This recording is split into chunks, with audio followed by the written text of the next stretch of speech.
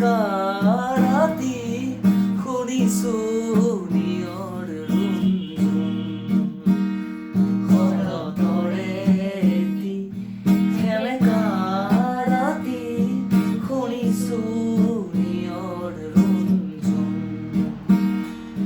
লিখিব খুজি থমকি হেৰো বাৰে বাৰে কবিতা প্ৰেমৰ শৰতৰে এটি সেমেকা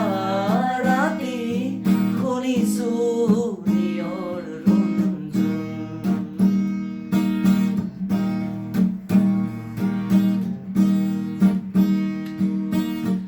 মাজনিশা মোৰ